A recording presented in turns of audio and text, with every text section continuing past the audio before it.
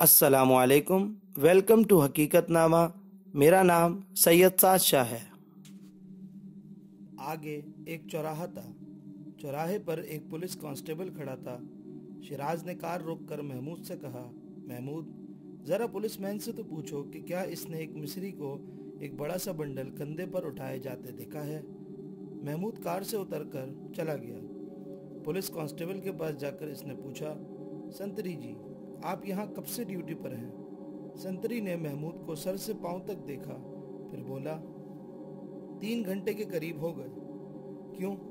क्या आपने एक अरबी शख्स को बड़ा सा बंडल कंधे पर उठाए इधर से जाते देखा है? वो अजीब से लिबास में था, इसलिए यकीनन आप एक बार देखने के बाद भूले नहीं होंगे।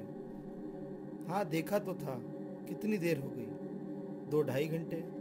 इसके कंधे पर बहुत बड़ा सा बंडल था। हाँ। वो किधर गया? ये तो मुझे मालूम नहीं। यहाँ से इसने एक विक्टोरिया किराए पर ली थी। क्या वो तन्हा था? बिल्कुल तन्हा था। ये आपको मालूम नहीं कि वो विक्टोरिया में बैठकर कहाँ गया? मालूम क्यों नहीं? इसने स्टेशन जाने के लिए कहा था। इस वक्त इत्तेफाक से मैं गाड़ी के पास ही खड़ा था, इसलिए मैं इनकी गुफ्तगू सुन सका।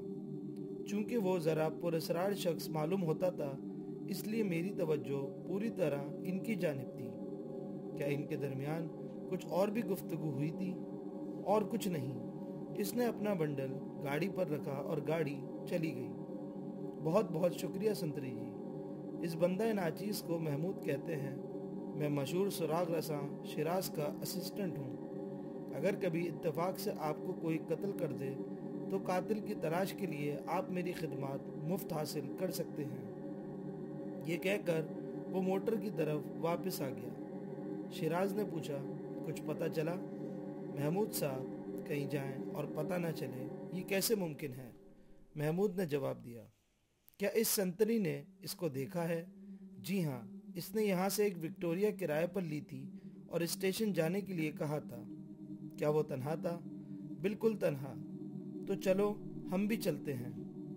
कार तेजी से बोरी बंदर के लिए रवाना हो गई। आधे घंटे तक टिकट देने वाली खिड़कियों पर और कुलियों से पूछगछ करने के बाद पता चला कि इस किस्म का एक पुरस्रार शख्स कल्याण जाने वाली एक लोकल फास्ट ट्रेन में सवार हुआ था। टिकट क्लर्क ने बताया कि इस शख्स ने कल्याण के लिए 3 टिकट लिए थे। लीजिए, अब मामला साफ हो गया। शमीमा और नसीर भी इसके साथ हैं। बज़ाहिर तो ऐसा ही मालूम होता है। कबीर बेग ने जवाब दिया, क्या हम कल्याण चलेंगे? वहीं चलना पड़ेगा। क्या कार से चलें? नहीं, शेड्यूल के मुताबिक एक फास्ट ट्रेन कल्याण जाने वाली है, इससे चलते हैं। गाड़ी यहीं खड़ी रहेगी। जैसे आपकी मर्जी। चलिए टिकट ले आते हैं। महमूद टिकट ले आया और वो लोग कल्याण के लिए रवाना हो गए। कल्याण स्टेशन पर दरियाफ्त करने पर पता चला कि वहाँ किसी ने इस हुलिये के आदमी को गाड़ी से उतरते नहीं देखा। स्टेशन के गेट पर टिकट कलेक्टर ने कहा कि वो 3 घंटे से ड्यूटी पर है और इसने बताए हुए हुलिये के किसी शख्स को गुजरते नहीं देखा। ये सुनकर कबीर बेग ने मरे हुए लहजे में कहा, ये क्या हुआ? शायद वो पिछले स्टेशनों में से किसी पर उतर गया है। ये भी इसकी चालाकी होगी कि इसने कल्याण तक का टिकट लिया ताकि कोई इसके बारे में मालूमात हासिल करे तो गलत रास्ते पर पड़ जाए, महमूद ने कहा। और ये भी तो हो सकता है कि वो गेट कीपर को हिप्नोटाइज करके गुजर गई हो। हाँ, ये भी मुमकिन है, लेकिन चूंकि इस वक्त लोगों की भीड़ होती है, इसलिए ये बात करीने कयास नहीं। फिर अब हम क्या करें? अब हमें हर इस स्टेशन पर उतरकर मालूमात करनी होगी जिन जिन स्टेशनों पर वो लोकल ट्रेन ठहरती है। ठहरिए, मैं किसी रेलवे मुलाजिम से दरियाफ्त करके आता हूँ। ये कहकर शिराज चला गया। थोड़ी देर बाद इसने आकर कहा, आइए, मैंने तमाम स्टेशन लिख लिए हैं। एक ट्रेन वापस जाने वाली है। हम हर स्टेशन पर मालूमात हासिल करते हुए चलेंगे। क्यों ना हम हर स्टेशन के पुलिस के अमले को फ़ोन कर दें, وہ معلومات کر لیں گے۔ بہتر ہے کہ ہم خود ہی کوشش کریں۔ پولیس پر بھروسہ کرنے سے کام نہیں ہوگا۔ ہر اسٹیشن سے گاڑیاں ہر تھوڑے تھوڑے وقفے کے بعد ملتی رہتی ہیں، اس لیے کوئی دقت نہیں ہوگی، جیسے آپ مناسب سمجھیں۔ کبیر بیگ نے کہا، میں تو آپ پر ہی بھروسہ کیے ہوئے ہوں۔ واپسی پر 2 اسٹیشنوں پر ان کو ناکامی کا منہ دیکھنا پڑا۔ آخر جب تیسرے اسٹیشن پر آئے تو متعدد لوگوں سے پوچھنے کے بعد ایک ٹکٹ کلیکٹر نے بتایا کہ واقعی اس نے ایک عربی شخص کو بنڈل لے جاتے ہوئے دیکھا تھا۔ اس کے ساتھ ایک ادھیڑ عمر کا بیمار سا آدمی تھا اور دوسرا ایک لڑکا تھا جو نہایت بوسیدہ اور ڈھیلے ڈھالے لباس میں ملبوس تھا۔ شکر ہے، محمود نے کہا، آخر اس شیطانہ کو ہم 3 فرشتوں نے تلاش کر ہی لیا۔ ابھی کچھ نہیں ہوا۔ شیراز نے کہا، خبر نہیں وہ اسٹیشن سے اتر کر کہاں گئے ہیں۔ اس کے لیے ہمیں پولیس کی مدد لینی پڑے گی۔ شیراز نے سر ہلا کر کہا، ہاں، شاید اب پولیس کی ضرورت پڑے گی۔ وہ تینوں مقامی پولیس اسٹیشن پہنچے۔ اسٹیشن کا انچارج انسپکٹر گوسوامی شیراز اور ریاست دونوں کے نام سے واقف تھا۔ وہ بڑے اخلاق سے پیش آیا اور اس نے ان تینوں اشخاص کا حلیہ فوراً وائرلیس کے ذریعے پیٹرول گاڑیوں کو نشر کرا دیا۔ احکامات جاری کرنے کے بعد اس نے ان لوگوں سے کہا، پیٹرول گاڑیوں کو متعدد کر دیا گیا ہے اور جو آپ فرمائیں میں کر سکتا ہوں۔ شیراز نے کہا، مقامی ہوٹلوں میں اور معلومات کرائی جائیں۔ انسپکٹر نے اپنے ماتحت کو بلا کر حکم دیا کہ وہ فوراً شہر کے تمام ہوٹلوں میں ان تینوں کی تلاش شروع کریں۔ آدھے گھنٹے کے بعد فون کی گھنٹی بجی۔ انسپکٹر نے فون اٹھایا تو ایک پولیس افسر نے کہا، سر، میں ہوٹل پلازا سے بول رہا ہوں۔ ابھی چند گھنٹے پیشتر یہاں وہ تینوں آئے تھے۔ اس عرب کے ساتھ وہ بڑا بنڈل بھی تھا۔ انہوں نے ایک کمرہ کرایہ پر لیا۔ میں مینیجر کو ساتھ لے کر اس کمرے پر گیا تو پتہ چلا کہ کمرہ خالی تھا۔ صرف ایک شخص کی لاش کمرے میں موجود تھی۔ لاش؟ انسپکٹر نے چونکتے ہوئے کہا، کس کی لاش؟ یہ ادھیڑ عمر کا کوئی شخص ہے۔ میرا اندازہ ہے کہ یہ تینوں میں سے ایک ہے۔ وہ عرب اور اس کا ساتھی لڑکا دونوں نہیں ہیں، اور سامان وغیرہ بھی کچھ نہیں۔ کیا اس شخص کو قتل کیا گیا ہے؟ بظاہر تو جسم پر کسی قسم کا نشان نہیں۔ ڈاکٹر صحیح طور پر بتا سکتا ہے۔ اچھا، تو تم وہی رہو، ہم آ رہے ہیں۔ انسپکٹر نے فون رکھ کر ان لوگوں کو حالات سے مطلع کیا اور وہ سب لوگ پولیس کار میں بیٹھ کر فوراً روانہ ہو گئے۔ وہ لاش واقعی نصیر کی تھی اور اس کے جسم پر زخم کا کوئی نشان نہیں تھا۔ پولیس کا ڈاکٹر معائنہ کر چکا تو شیراز نے پوچھا، کیوں ڈاکٹر صاحب، کیا خیال ہے؟ موت کو زیادہ سے زیادہ 3 گھنٹے اور کم از کم آدھا گھنٹہ گزرا ہے۔ کیا اس کو قتل کیا گیا ہے؟ بظاہر تو معلوم نہیں ہوتا۔ پھر موت کی وجہ؟ موت قلب کی حرکت بند ہونے کے باعث بھی ہو سکتی ہے۔ صحیح طور پر میں پوسٹ مارٹم کے بعد ہی بتا سکوں گا۔ نشانات اٹھانے والے ماہرین نے اپنا کام شروع کر دیا۔ لاش کے فوٹو وغیرہ لے کر لاش کو پولیس اسٹیشن بھجوا دیا گیا اور وہ لوگ پھر واپس پولیس اسٹیشن پہنچ گئے۔ اب کیا کریں؟ محمود نے کہا، وہ عورت تو مجھے خاندانی جرائم پیشہ معلوم ہوتی ہے۔ ہر جگہ ہمارے پہنچنے سے کچھ دیر پہلے ہی غائب ہو جاتی ہے۔ کبھی تو وہ کوئی غلطی کرے گی۔ قسمت ہمیشہ ایک ہی شخص کا ساتھ نہیں دیتی۔ ہم 3 آدمیوں کی کوششیں ضرور کامیاب ہوں گی۔ کبیر بیگ نے کہا، مجھے ایک تسلی اب ضرور ہے اور وہ یہ کہ شمیمہ زندہ ہے۔ نصیر کے قتل کے بعد شمیمہ کی زندگی خطرے میں پڑ گئی ہے۔ محمود نے کہا، میرا اندازہ ہے کہ نصیر کو اس نے قتل نہیں کیا۔ پھر وہ کیسے مرا؟ قدرتی موت۔ وہ بہت کمزور تھا۔ اس پر یہ مصیبت یقیناً خوف و دہشت کے باعث یا بہت زیادہ تھکاوٹ کے بعد اس کے دل کی حرکت رک گئی اور اسی لیے وہ شیطانہ شمیمہ کو ساتھ لے کر فرار ہوئی ہے۔ انسپکٹر گوسوامی باہر گیا ہوا تھا۔ اس نے واپس آتے ہوئے کہا، مسٹر شیراز، ایک خوشخبری ہے۔ ابھی ایک وائرلیس گاڑی نے اطلاع دی ہے کہ اس حلیے کے 2 آدمیوں کو کچھ لوگوں نے मिथिला जाने वाली सड़क पर पैदल जाते हुए देखा है। मैंने वायरलेस कार को हुक्म दिया है कि वो इसकी तलाश करें। क्यों ना हम एक गाड़ी में इधर चलें? ज़रूर चलिए। यहाँ बैठे रहने से तो इनकी तलाश में मारे मारे फिरना 1000 दर्जे बेहतर है। तो आइए, एक वायरलेस कार मौजूद है। वो लोग गाड़ी में बैठकर रवाना हो गए। जिस सिमत इन दोनों को जाते देखा गया था, इस सड़क पर गुजरने वाले हर शख्स से सवाल किया गया कि क्या इन्होंने इस हुलिये के 2 आदमियों को जाते हुए देखा है, लेकिन कोई पता ना चला। रास्ते में 3-4 गांव पड़े। हर गांव में सवाल किया गया, लेकिन कुछ पता न चला।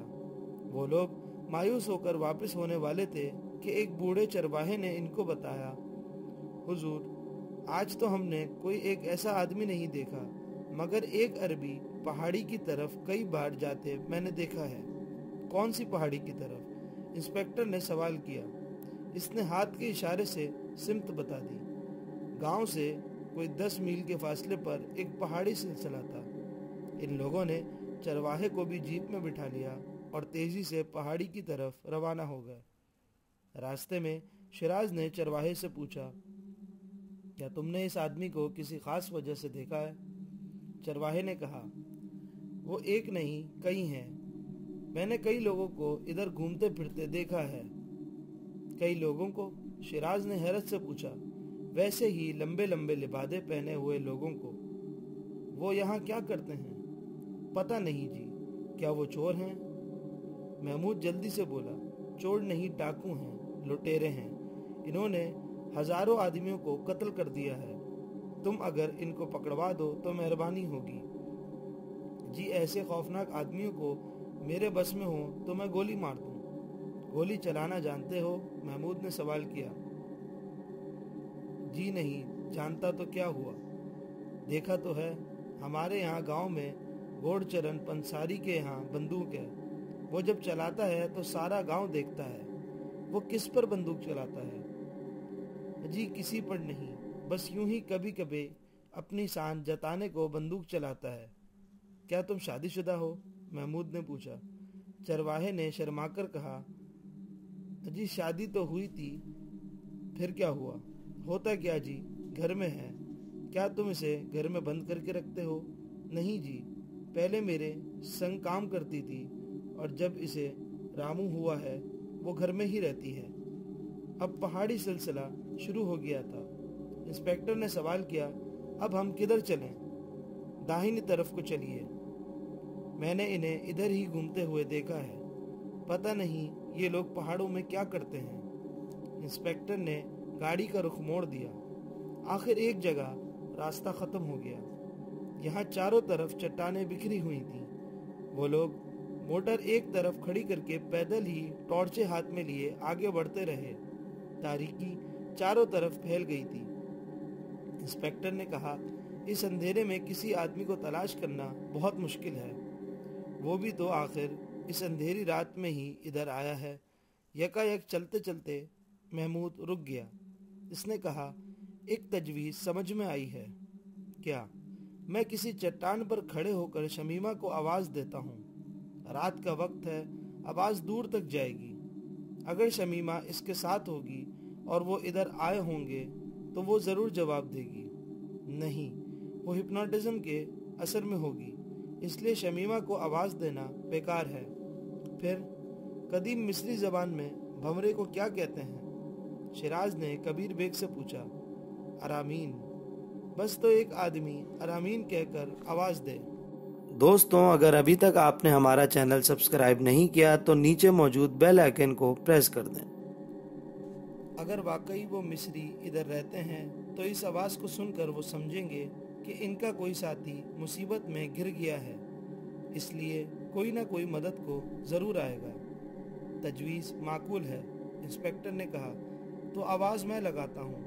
महमूद ने कहा, मेरी आवाज़ बहुत तेज़ है। चलो तुम ही आवाज़ दो। बेहतर है कि सामने चट्टान पर चढ़ जाओ, इंस्पेक्टर ने मशवरा दिया। महमूद चट्टान पर चढ़ गया। 3-4 मिनट तक वो ऊपर चढ़ता रहा। फिर ऊपर पहुंचकर इसने आवाज़ लगाने के लिए मुंह खोला, मगर आवाज़ ना निकली। यकायक इसने घूमकर कहा, उस्ताद यहाँ आइए। यहाँ आकर देखिए। क्या है? आकर देखिए तो सही। वो लोग ऊपर चढ़ने लगे थे कि दफअतन रात के सन्नाटे में ढोल की आवाज आनी शुरू हुई। क्या है? इंस्पेक्टर ने हैरत से कहा। मालूम नहीं। चरवाहे ने कहा, इधर कोई रहता भी नहीं। वो सब जल्दी जल्दी चट्टान पर चढ़ गए। वहां इन्होंने देखा कि कदरे फासले पर कुछ चट्टानों की आड़ में आग जल रही है, जिसका अक्स इधर उधर की चट्टानों पर पड़ रहा था और ढोलों की आवाजें भी वहीं से आनी शुरू हुई थी। कबीर बेग का चेहरा सफेद पड़ गया। इसने शिराज का शाना पकड़कर कहा, मिस्टर शिराज, कुर्बानी। कुर्बानी? शिराज ने हैरत से कहा, क्या मतलब? मुझे वो रात याद आ रही है जब इन मिस्री पुजारियों ने इस बेगुनाह अंग्रेज औरत को जलाया था। ढोल की आवाज इसी तरह की थी, इसी तरह खौफनाक रात थी और ऐसे ही आग रोशन थी। शिराज ने सर हिलाकर कहा, आप सच कहते हैं। अब वाकई शमीमा की जिंदगी खतरे में है। आइए आवाज की तरफ चलते हैं। यकीनन ये पुजारी काफी तादाद में यहाँ आए हुए हैं और किसी पहाड़ी गार में इन्होंने अपना हेडक्वार्टर बना रखा है। वो लोग उतरकर पत्थरों से उलझते, ठोकरें खाते आवाज की जानिब बढ़ने लगे। मैं कुछ समझा नहीं, इंस्पेक्टर ने कहा। बेहतर हो कि आप कुछ ना समझें, महमूद बोला। मैंने जिंदगी में एक बार समझने की हिमाकत की थी, आज तक पछता रहा हूँ। कन्फ्यूशस ने अपनी मशहूर किताब समझदार की मौत में लिखा है कि जो इंसान समझ लेता है वो दुनिया का अहमक तरीन इंसान होता है। इंस्पेक्टर ने हंसकर कहा, इसीलिए शायद आप बगैर सोचे समझे बात करते हैं। मजबूरी है। महमूद ने शानों को हरकत देकर कहा, मैं खुद तजुर्बा करने के बजाय दूसरों के तजुर्बे से फ़ायदा उठाता हूँ। फीशा गौरस ने कहा है कि जो शख्स खुद तजुर्बे करता है वो जल्द बूढ़ा हो जाता है और जो शख्स दूसरों के तजुर्बे से फ़ायदा उठाता है वो भी जल्द बूढ़ा हो जाता है। अफसोस ये है कि आप लोग मेरी बातें नहीं समझ सकते। आप लोगों के लिए ये बातें अहमकाना हैं। मैं भी किसी ज़माने में कन्फ्यूशस और फीशा गौरस को अहमक ही समझता था।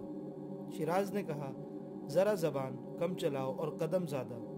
यहाँ दिमाग चल रहा है, आप ज़बान और कदम की बातें करते हैं। चरवाहे ने हंसकर कहा, बाबूजी, आपकी जुबान तो सचमुच रसिया तीली के जो रोकटनी जैसी चलती है। सारे गांव वाले इसकी जबान से डरते हैं। महमूद ने सर को खम करके कहा, thank you mister shepherd. Gentleman, देखा आपने, ये सही मायनों में तारीफ दर एजाज़ात है। अच्छा, अब खामोश रहो। हम ये नहीं चाहते कि वो लोग आवाज़ें सुनकर घबरा जाएं या छुप जाएं। ढोलों की आवाज़ें अब करीब महसूस हो रही थीं, इसलिए वो खामोशी से चलते रहे।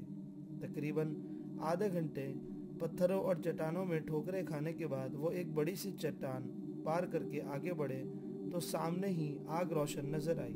वो सब वहीं ठिठक कर रह गए। ये एक छोटा सा नाहमवार मैदान था। इसके चारों तरफ सरबफलक चट्टानें खड़ी थीं। एक बहुत बड़े पत्थर पर कोई मूर्ति जैसी शे रखी थी। इसके नीचे आग का अलाव रोशन था, जिसके तेज शोलों में मूर्ति का चेहरा बड़ा भयानक मालूम हो रहा था। इससे आगे लकड़ियों की एक चिता सी लगी हुई थी और इस पर कोई बैठा था। इसका चेहरा चूंकि इनकी तरफ था, इसलिए शोलों की रोशनी में सिर्फ इसका साया नजर आता था, चेहरा नहीं।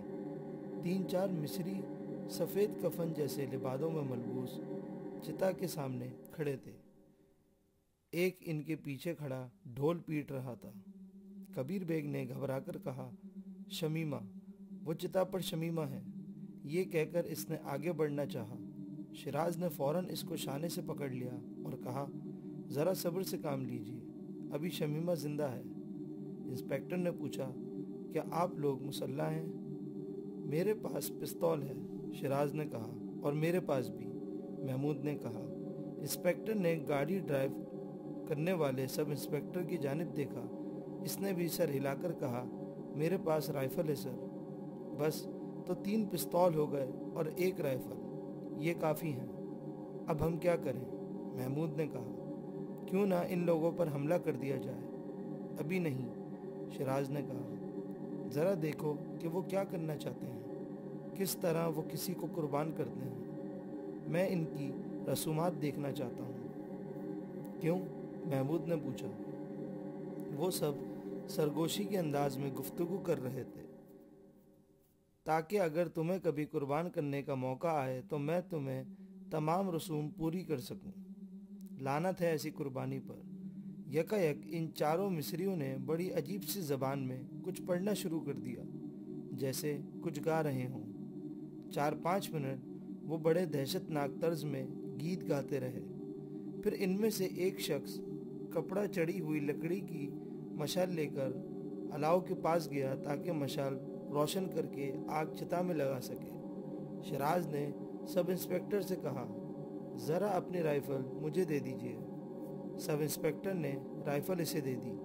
شیراز نے رائفل لے کر کہا، بہتر ہو کہ آپ سب لوگ آہستہ آہستہ ان دونوں راستوں پر پہنچ جائیں جہاں سے یہ لوگ بھاگ سکتے ہیں، صرف وہ لوگ جن کے پاس ہتھیار ہیں۔ انسپکٹر نے کہا۔ سب لوگ آہستہ آہستہ وہاں سے کھسکنے لگے۔ کبیر بیگ وہیں کھڑا رہا۔ محمود اپنے ساتھ چرواہے کو کھینچ کر لے گیا۔ انسپکٹر اور سب انسپکٹر دوسری طرف چلے گئے۔ شیراز نے اپنا پستول سب انسپکٹر کو دے دیا۔ وہ شخص جو مشعل لے کر گیا تھا، اس نے الاؤ سے مشعل روشن کی اور دیوی کی مورتی کے سامنے مشعل لے کر عجیب وحشیانہ رقص کرنے لگا۔ کافی دیر وہ اچھل کود کرتا رہا، پھر دوڑتا ہوا چتا کے سامنے آیا اور یہاں رقص کرنے لگا۔ اس بار وہ چتا کے سامنے تھا، اس لیے وہ مشعل کی روشنی میں صاف دیکھ سکتے تھے کہ چتا پر واقعی شمیمہ بیٹھی تھی۔ یہاں تھوڑی دیر ناچنے کے بعد وہ چتا کی طرف بڑھا اور مشعل چتا پر پھینکنا ہی چاہتا تھا کہ شیراز کی رائفل کا دھماکہ ہوا۔ مصری کے ہاتھ سے چھوٹ کر مشعل نیچے گر پڑی اور وہ چلاتا ہوا دیوی کی طرف بھاگا۔ اس اچانک واقعے نے پانچوں مصریوں کو کچھ دیر کے لیے حیران کر دیا۔ وہ حیرت سے ادھر ادھر دیکھنے لگے۔ ڈھول بجنا یکایک رک گیا۔ اب صرف ایک مصری کی چیخیں اور اس کی آوازیں آ رہی تھیں۔ پھر انسپکٹر کی آواز رات کے سناٹے میں گونجی، ہم نے تم لوگوں کو چاروں طرف سے گھیر لیا ہے۔ اگر تم لوگوں نے ذرا بھی بھاگنے کی کوشش کی تو تمہیں گولیوں سے بھون دیا جائے گا۔ دوسری طرف سے محمود نے انگریزی میں یہی لفظ چلا کر کہے۔ وہ چاروں دیوی کی طرف دوڑے۔ وہ مصری جو پہلے زخمی ہوا تھا، دیوانوں کی طرح اس نے یکایک الاؤ میں سے ایک جلتی ہوئی لکڑی اٹھائی اور چتا کی طرف دوڑا۔ شیراز نے دوسرا فائر کیا۔ اس بار اس کے منہ سے ایک خوفناک چیخ نکلی اور وہ گر پڑا۔ ان چاروں نے دیوی کا مجسمہ پتھر سے اٹھایا اور پاگلوں کی طرح اس طرف بھاگے جدھر محمود تھا۔ فوراً ہی ادھر سے فائر ہوا۔ وہ گھبرا کر انسپکٹر کی طرف بھاگے۔ ادھر سے بھی انسپکٹر نے فائر کیا تو وہ شیراز کی طرف بھاگے۔ ادھر سے شیراز نے فائر کیا۔ وہ بری طرح پھنس گئے تھے۔ سب اطراف سے فائر ہوئے تو وہ گھبرا گئے اور درمیان میں مورتی رکھ کر چاروں اس کے چاروں طرف سجدے میں گر پڑے۔ شیراز نے چلا کر کہا، انسپکٹر صاحب آپ آگے بڑھیے۔ وہ لوگ اپنی اپنی کمین گاہوں سے نکلے۔ وہ چاروں اسی طرح پڑے رہے۔ آخر ان لوگوں نے ان سب کو نرغے میں لے لیا، پھر ایک ایک کو پکڑ کر گرفتار کر لیا۔ انہی کے صافوں سے ان کے ہاتھ پیر باندھ دیے گئے۔ کبیر بیگ دوڑتا ہوا چتا کی طرف گیا اور شمیمہ کو اتار لایا۔ وہ بالکل بے ہوش تھی۔ اس کے سر کے بال کٹے ہوئے تھے اور وہ واقعی اسی بوسیدہ لباس میں تھی۔ پھر اس مصری کی لاش کو اٹھایا گیا جس کے 2 گولیاں لگی تھیں۔ لاش کو دیکھ کر محمود نے کہا، یہی وہ مصری شیطانہ ہے جو 2 بار مجھے ملی تھی۔ کبیر بیگ نے بھی اس کا چہرہ دیکھ کر کہا، ہاں یہ وہی ہو سکتی ہے۔ اگرچہ 18 سال کے عرصے میں اس کا چہرہ اور زیادہ مکروہ ہو گیا ہے، لیکن اس کے نقوش اور آنکھیں بتا رہے ہیں کہ یہ وہی ہے۔ کیا یہ مر گئی ہے؟ ہاں، شیراز نے کہا، مر گئی ہے۔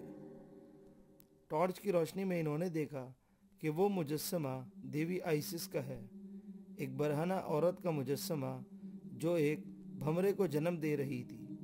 انسپکٹر نے ایک مصری کے بغل میں ठहूका देकर पूछा, तुम यहाँ किस जगह रहते थे? इस मिस्री ने खौफ से एक तरफ उंगली उठा दी। वो इधर गए तो देखा चट्टान के अंदर एक गाड़ सा था। इस गार में इनके खाने पीने का सामान और कपड़े वगैरह रखे थे और किसी मसाले का बना हुआ एक बड़ा सा 1 फुट लंबा भंवरा दीवार पर लटका हुआ था, जिसके आगे की सूंड तारों की थी। इसके पर किसी निहायत खूबसूरत कपड़े के थे। कम से कम वो भंवरा सनाई का बेहतरीन नमूना था। शिराज ने हंसकर कहा, लीजिए, ये है वो भंवरा, लेकिन ये उड़ता तो नहीं। ना उड़े, हो सकता है इस मिस्री औरत ने महमूद को हिप्नोटाइज करके यही भंवरा साथ में दबा दिया हो। इस भंवरे को लिबादे में छुपाना कुछ मुश्किल नहीं। और वो आवाज़, महमूद ने कहा, वो मुसलसल चीख, वो आवाज़ मुंह से भी निकाली जा सकती है। शिराज ने कहा, ये लोग जो खुद को जादूगर कहते हैं हर तरह के शौब्दे जानते हैं। इसके बावजूद मैं कहूँगा ये औरत हिप्नोटिज्म की माहिर थी। वो वाकई इंसानों पर काबू पा सकती थी। मेरे ख्याल से अब वापस चला जाए। कबीर बेग ने कहा, जो होना था वो हो गया। वो शैताना मर गई। आज मुझे सुकून हासिल हुआ है। शमीमा अभी तक बेहोश है और इसे तिब्बी इमदाद की ज़रूरत है। इंस्पेक्टर ने कहा, मैंने वायरलेस के ज़रिए हेडक्वार्टर को इत्तला दे दी है। 10-15 मिनट बाद ही 2 जीप गाड़ियाँ यहाँ आ जाएंगी। इनके आने तक हम अपनी गाड़ी तक चलते हैं। शिराज और महमूद ने मिलकर मिस्रियों के सामान से एक स्ट्रेचर बनाया, शमीमा को स्ट्रेचर पर लिटाया और मिस्रियों को साथ लेकर रवाना हो गए। दूसरे रोज़ शमीमा को होश आ गया। इसने बताया कि वो मकान के अंदर गई तो इसने देखा कि कपड़ों के ढेर में से एक हाथ निकला और फिर एक आदमी। इसकी नज़रें इस आदमी की आंखों से मिली। फिर इसे मालूम नहीं कि इसे क्या हुआ। मिस्रियों ने खुद को आइसिस का पुजारी बताया और साफ कह दिया कि वो कबीर बेग से इंतकाम लेने आए थे, क्योंकि कबीर बेग ने इनकी माँ आइसिस की बेइज्जती की थी। चुनाचे इन पर मुकदमा चला और इन चारों को लंबी सजाएं हो गईं। नसीर की लाश का पोस्टमार्टम होने के बाद यकीन हो गया कि इसकी मौत कुदरती थी। कमज़ोरी के बायस इसकी हरकत कल्ब बंद हो गई थी।